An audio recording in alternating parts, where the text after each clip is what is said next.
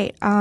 Thank you, Sad Girl, for being on my first episode back, Angelbb World podcast. And we're going to look into a lot of creatives on this podcast in LA and surrounding areas. And today we have Sad Girl. We'll be talking about music, the industry, and a lot more with our time we have right now.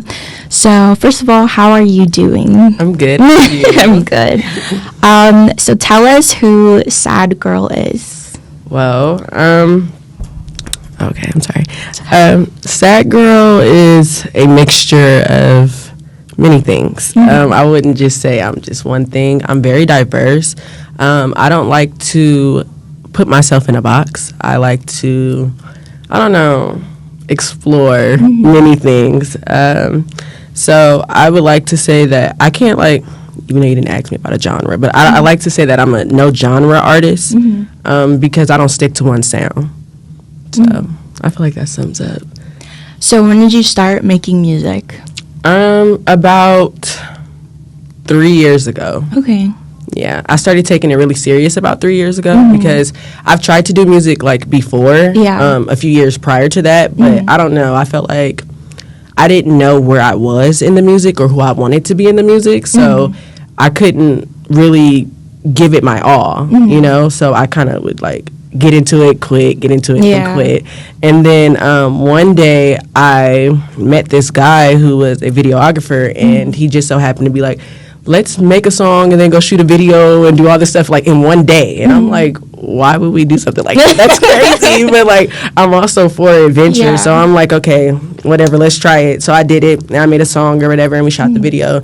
We put it out, and people actually were responding to it. So I'm like, oh, okay, maybe I can be an artist. I just felt like maybe I needed that push to give, find more confidence in myself, which I did. And then, ever since then, I've been just doing music. I love it, honestly. I've been wanting to do music since I was a kid, so I feel like it just came natural, honestly.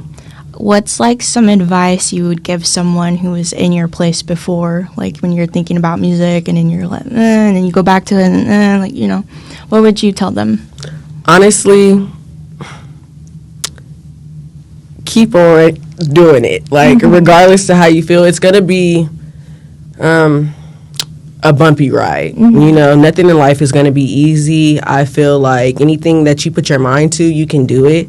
And as long as, you stay confident in yourself and you make sure that in time that you're progressing and, just really trying to find yourself within the music, I think that you'll be okay.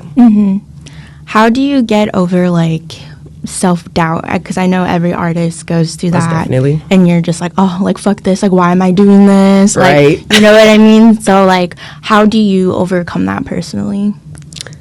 Honestly, I have breakdowns.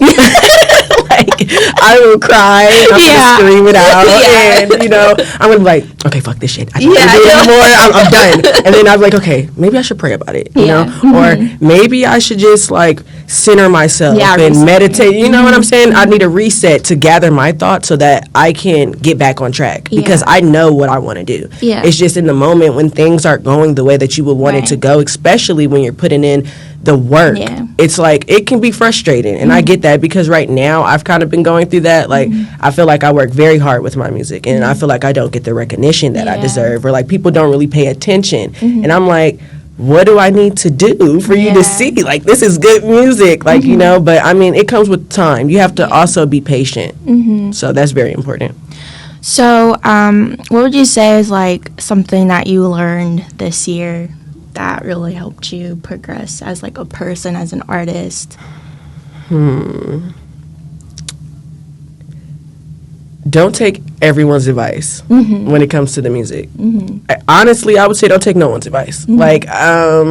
Yes, people are going to tell you along your journey, what you should and shouldn't do, and this is not being done right, but at the end of the day, it's your journey. So what's for you is for you, and if it's going to work, it's going to work. So I feel like I had to stop listening to other people's opinions when it came to my music, because you don't know what I'm trying to go for. You don't know what's the message that I'm trying to put out. You know what I'm saying? We're two different people, so what I'm feeling and what you're feeling is not the same.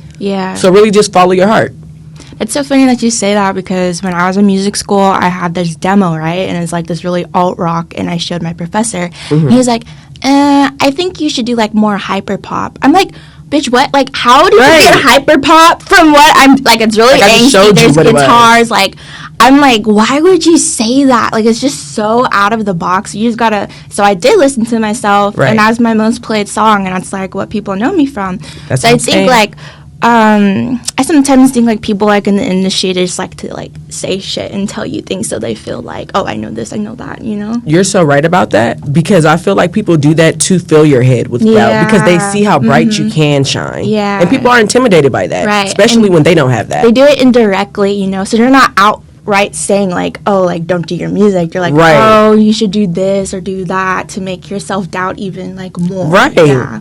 I hate that. So being like a femme in the music industry, how is your experience? Because when I talk to a lot of femme musicians or artists, there's always this like, there's always like kind of more barriers for us, especially with dealing with the men. Oh, Lord. And the industry is just predominantly men, you know? Yeah. And never knowing if, oh, do you actually fuck with my music, or are you trying to? Yeah. I already know. We've already, I think every woman in the industry has already like dealt with that. And it's just like such a normal thing where it's scary that it's like, people don't even take it serious. They don't even take it seriously. So it's just like, but then they're like, oh, you're just being a bitch or whatever. And then if you don't want to work with them. So it's just like, and then they'll like slander your name and they'll start talking shit about you. Right. And people are like, nah. So like, how is your experience with that, and how do you handle that? Honestly, I've ran into a lot of men like that. You guys suck. Also, but I just feel like, honestly, when I come across men that don't really see me for me and see like I'm talented and just want me for my look or my body, I most definitely just cut off all connections. You won't be in my circle at all. Yeah. I don't need to be around you because you don't even see my vision. So what's the point of dealing with you anyways? And honestly, I don't mind people calling me a bitch. I'm, you know, I know what I am, but I am the most beautiful bitch, okay? And I am a smart bitch and a talented bitch, so make sure you say that too when you're, you know, calling people bitches. But anywho, moral of the story, I just feel like, honestly, when you come across like people like that, like I said, you really just have to cut all ties from those type of people. It's not really much that you can do now because, like you said, people are not taking it serious. Like, so you have to just take matters into your own hands and remove yourself. So do you have any like upcoming projects you're working on for the new year? Anything close by or visions you have? I do have some things that I want to put out very soon. I actually have a lot of stuff that I'm sitting on that I need to put out. So I'm really debating if I want to start putting that out or if I want to start working on a new project. I was planning on working on like a little EP very soon. Maybe I should, like, I was thinking about dropping it in like February, like maybe around Valentine's Day. But I feel like if I'm going to do that, I'm going to be dropping like singles up until that point so that, like, you know, I'm not just stagnant in one spot and not doing anything, and it's like people are not still listening. So I noticed that you have like some music videos or like some visuals. When you think of those visuals, does it come as you're writing the song, or do you write the song first and then you think about the visual aspect of it? Yeah, I write the song first, and it's funny because I don't write none of my songs. They're all freestyles. So, yeah, I've literally freestyled all of my songs, and then, I don't know, after I freestyle them, it just comes to me, honestly. Like, I can see it in my mind, and I'm just like, okay, yeah, this is what I want to do this. And sometimes, I'm not even going to lie, I be wanting to do so much more because I'm so creative, but, like, you know, with being a single mother and, like, you know, trying to just make a living the best way that I can, it's kind of hard to always put all my money into it. So it's like, you know, a balance. But I'm still going to be, you know, doing videos. That's not going to stop. Still going to do music. I'm going to put into it what I can. Like, so. I think that pretty much sums that up. So, like, when you're writing or freestyling, like, how...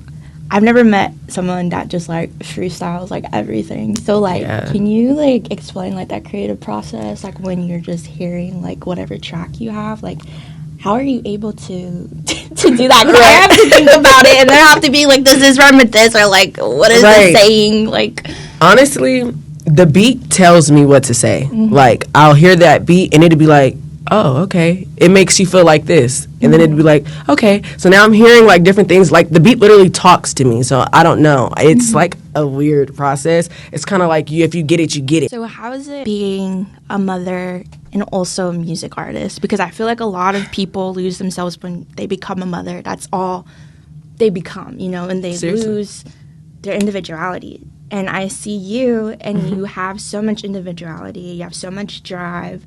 And you're doing the thing, you know. And you're also a mother, which is also a very great gift. And you have 2? Yes, I have 2. You have 2 children. It's so cute. A boy and a girl. Yeah, so how do you still be sad girl and then also mommy? Yeah. Honestly, it's hard. It really, really is. But it's also, like, cool because I include them in my music life, and, like, not everything, because, you know, some stuff isn't for kids, but, like, the things that are kid friendly, I include them in, and they love it. They love listening to me record. They love being in the music videos and just seeing how it's all done. So it doesn't really, like, affect me or, like, become a problem until, like, I don't really have a babysitter to do a show or, like, to, you know, go to the studio or maybe doing a video or something like that. And that's kind of rare because my mom will help me with them. So, like, you know, she's pretty supportive of that when it comes to my music, thank God. And so, I don't know. I don't really have too many problems with that. But the most thing that I can say that kind of gets, like, overwhelming is when I'm trying to tap in into just, like, I need to do my music. And it's like, I can't do that because I have the kids and I don't get to really have the break that I need to really do that. So that's kind of frustrating. But I feel like my kids are getting older. You know, I have a 6 and a 5-year-old. So soon they'll be at an age where I could be like, okay, mommy has to do this. I need you to sit down and occupy your time with this for a little bit so I can get into my thing, you know. But other than that, pretty easy right now, not too crazy. I mean, like I said, in life, everything is going to have obstacles. Like, you know, nothing in this world is going to be easy. You just have to keep going. Yeah. I think your partner's name is Dev. I think I went to school with them for a little bit at Otis, actually. Did they go to Otis for a little they bit? did. Yeah, I think I was like, oh, that's so cute. That's and so funny. Yeah. It's a small world. I was like, oh, that's so funny. I didn't know. But, so where can people find you? As far as my music? Anything you want to share? Anywhere, anything? Okay, well, my Instagram, you can find me at SADGIRL, which is SSADG1RL. And then my TikTok is the same thing, but with 333 at the end. And that's really all I'm on, guys. I don't use any other social media accounts. Where do you post your music? Mainly on Instagram and TikTok. And, you know, I am on all streaming platforms, by the way. So, yeah, that's really the mainly 2 places that I really, like, promote it. Because, like I said, I don't have anything else right now. People are telling me to do Facebook, but I'm like... I hate Facebook. I can't do it. I don't like Facebook either. I feel like it's not my crowd. Yeah. It's just going to be like, right. You already... That is crazy. No, seriously. Oh, my gosh. Okay, so I think that's all the time we have today. So thank you for tuning in. Thank you for having me. Will be in the description, so make sure you check out SADGIRL and all of their stuff, and we'll see you next time. Yes, bye. Very joyful.